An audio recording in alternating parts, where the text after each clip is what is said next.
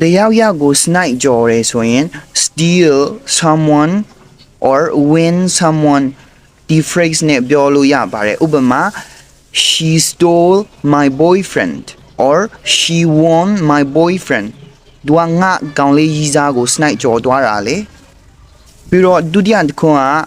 ရေလာမြောင်းပဲလှုပ်တယ်ဆိုတဲ့စကားလည်းကြားဖို့မှထင်ပါတယ်ဆိုတော့ရေလာမြောင်းပဲလှုပ်တယ်ဆိုတာကို throw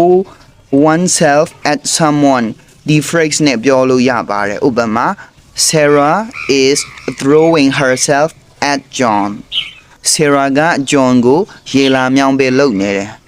Sarah is throwing herself at John bench ဆိုတဲ့စကားကိုလည်းကြားဖို့မှထင်ပါတယ် bench ရဲ့အဓိပ္ပာယ်ကဒီခုံတန်းလျားကိုပြောတာဖြစ်ပါတယ်ဒါပေမဲ့ဒီနေရာမှာကျတော့အဲ့လိုမျိုးမဟုတ်ဘဲနဲ့ဒီအချစ်ရဲမှာကျတော့သူ့ကိုတွဲနေတယ်ဒါပေမဲ့အဒီတကြအဖြစ်ပူကြတော့သူ့ကိုအကေခတ်နေတယ်ဆိုတဲ့အဓိပ္ပာယ်ဖြစ်ပါတယ်ဥပမာ I'm benching her ငါဒူမကိုတွဲနေတယ်ဒါပေမဲ့အဒီတကြတွဲဖို့ဆိုတာကသူ့ကိုအခုချိန်မှာအကေခတ်နေတယ်ဒီလိုမျိုးအဓိပ္ပာယ်ရပါတယ် I'm benching her I had a fling with her I had a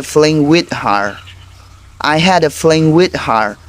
ဒါရဲ့အဓိပ္ပာယ်ကအကြာကြီးမတွေးဖြစ်လိုက်ဘူးတရက်နေရ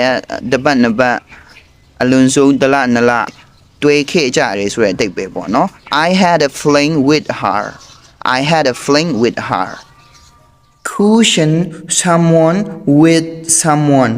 ဒါရဲ့အဓိပ္ပာယ်ကကိုတွဲနေတဲ့တယောက်ယောက်နဲ့ပြတ်ခဲ့လို့ရှိရင်အသေးမကွဲအောင်အရန်အနေနဲ့နောက်တစ်ယောက်ကိုမပြတ်ခင်ကလေးကနေထားတယ်ဆိုတဲ့အဓိပ္ပာယ်ဖြစ်ပါတယ်ဥပမာ he is cushioning his girlfriend with Mary he is cushioning his girlfriend with Mary သူရဲ့ကောင်မလေးနဲ့မပြတ်ခင်မှာ